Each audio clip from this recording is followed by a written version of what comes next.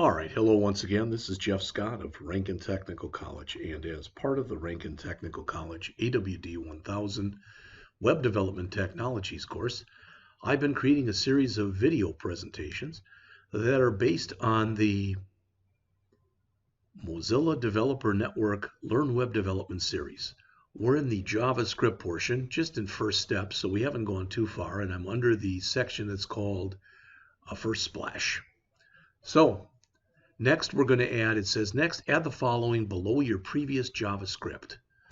So we're adding a function in here. And what's a function? Well, literally, a function is code that you set up that by default should have one job.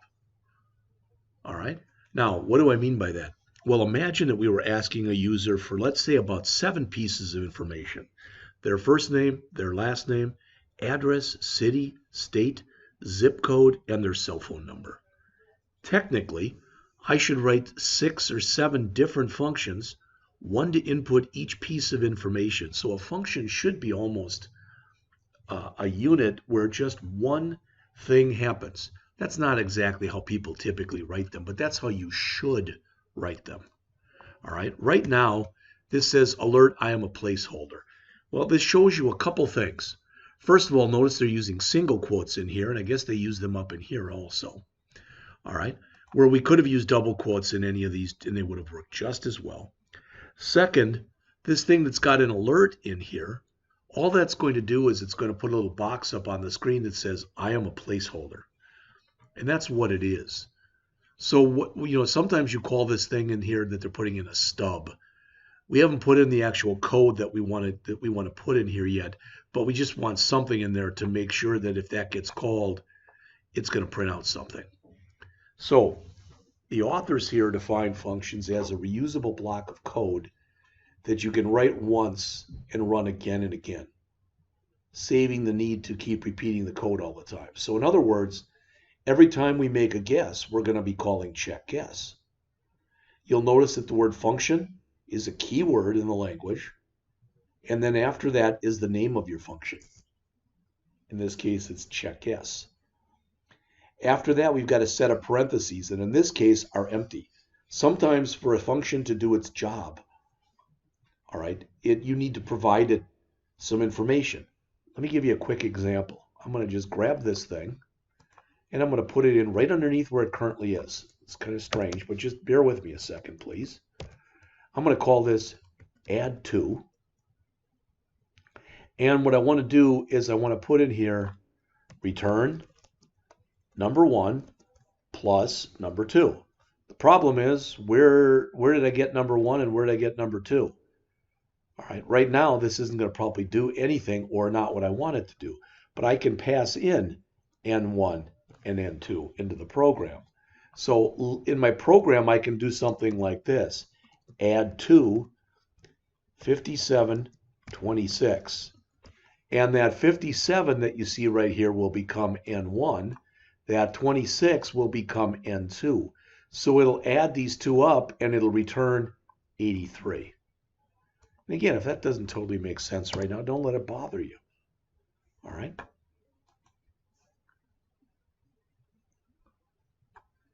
Okay. It says if we want to see whether or not this works, it says save your code and refresh your page in the browser. All right, and then call check guess. Well, the problem is the way that we've got it running, since we've got it in a separate routine, we're going to have to do this. We're going to have to come back and in our index file that's right here. All right, I don't know if right now it's going to do anything or not. Let's try it.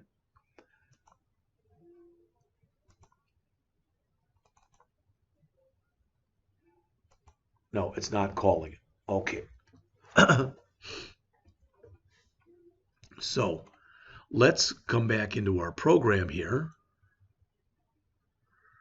All right. And after that, let's see if we can call it directly from here.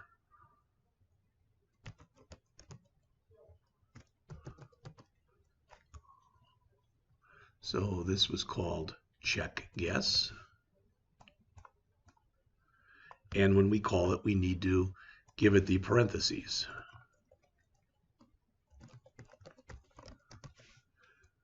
All right, so let's see. Script check, yes. I don't know if it'll take that either or not, but to be honest with you, we'll see.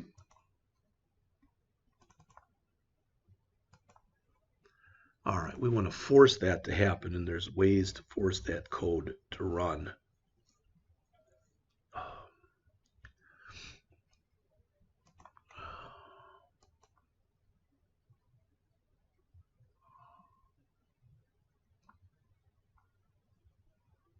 I'm going to try this.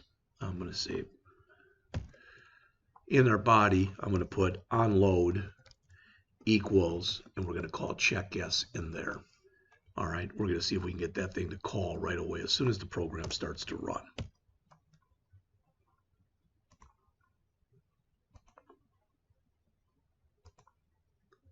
Still didn't like that.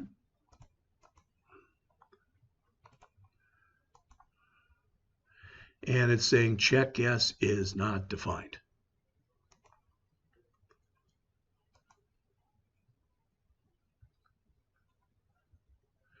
And I think it's because it hasn't found that yet. So let's see.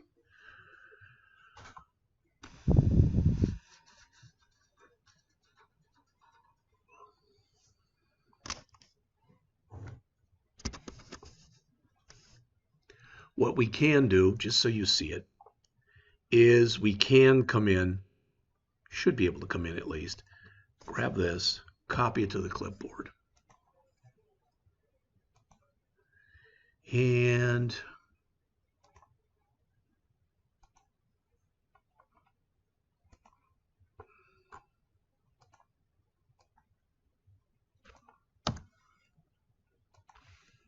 try putting it in there.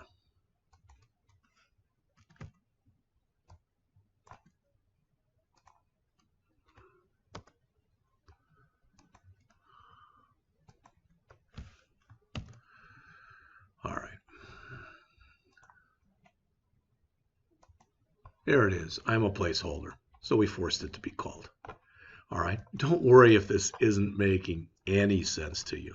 What I may end up doing when we get done is rewriting this and doing it in an unbelievably simplistic way, just so you can see what's going on. All right. That might make it a little bit easier. This is a terrific example. It really and truly is.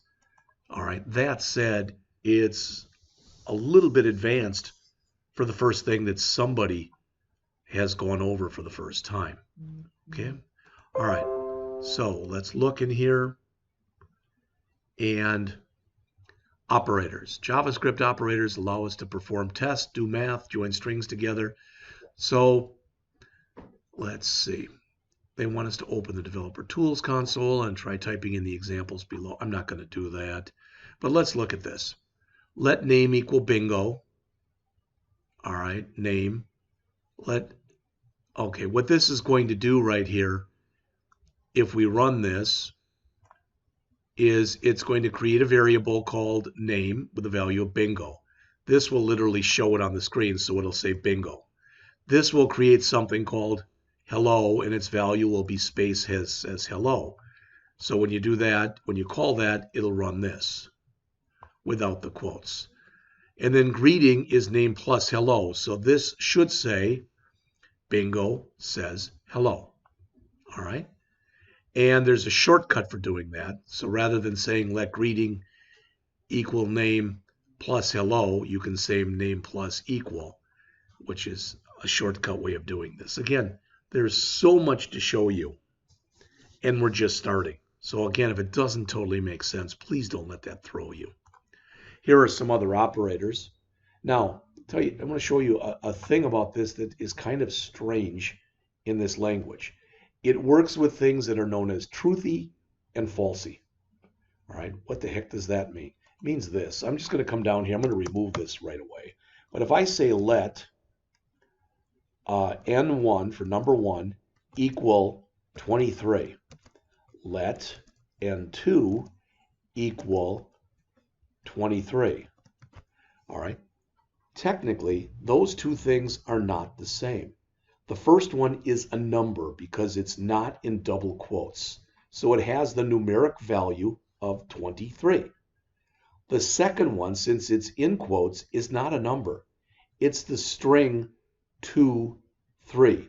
However, the way that JavaScript works is if I say this, if n1 equal n2, that is actually going to return true, even though they're not the same thing. It's not checking the type of variable they are, that's just checking the contents. And they both have 2, 3 in there for their contents. On the other hand, if I say if n1 equal n2, if I do that, that will return false. Because using the triple equals checks not only the contents, but the type of data that's in there. So, long story short, you'll almost never use the equal. You'll almost always just use the triple equals. This means test for equality.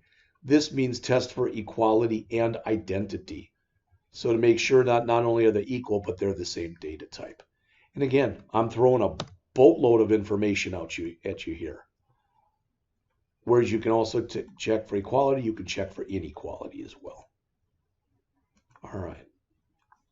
Less than, greater than, there's also less than or equal to, greater than or equal to, and they've got plenty of examples here. Again, we will go over all of this stuff in class. Conditionals. All right, we want to replace our check guess with this. So let's grab this code. I'm going to format it probably a little bit better than it's formatted currently. All right, so I'm going to remove that line of code and put in, this is our actual code. All right, so I don't need this.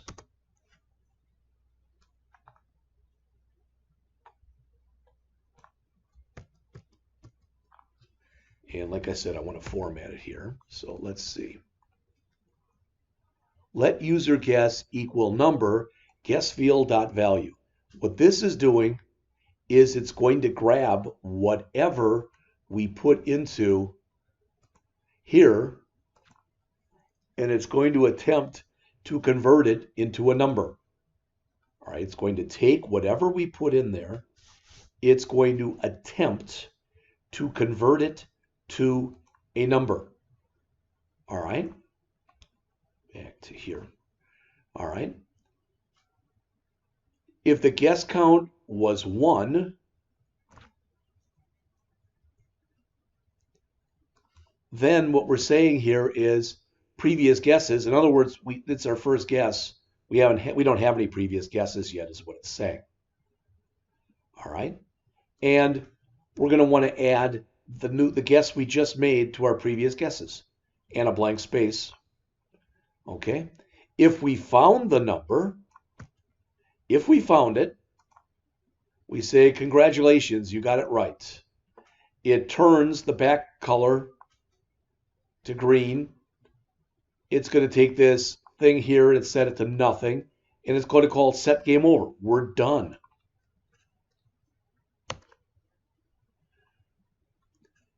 Otherwise, if we get down to here, we guessed a wrong number. So we have to see if we've reached our maximum number of guesses, which is 10. If we have reached our maximum number of guesses, again, which is 10, we want to say the game's over. All right, so here, if this is it, correct number has been guessed. All right. Here, maximum guess amount reached. And if we get down to here,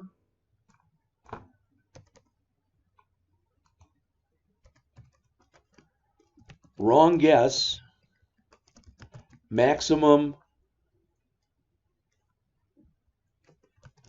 guess amount not reached yet. Check to see if guess was too low or too high. All All right. So it's wrong. It's in red, and now we're checking. If it's too low, we're just going to put this thing that says last guess was too low. Otherwise, if it was too high, we're going to say that it was too high. And that's it. We add 1 to the number of guesses we have. All right. And we put the focus, we remove what was in our guess, and we put the focus back to our guess. And that's most of the program. So what have we done? We created the simple game. In here, in this line of code, line 20, we generated a random number. In here, we set up a bunch of variables and constants. In here, we're coming in and we're checking to see if they had any previous guesses or not. In here, we're checking to see if they guessed the right number. If they did, the game's over. Here we're checking if they didn't get the right number, but they've reached 10 guesses already, the game's over. And if we're in here, they didn't guess the right number, but they still have guesses to go. So we let them know whether their guess was wrong and whether it was too low or whether it was too high. And then we continue on.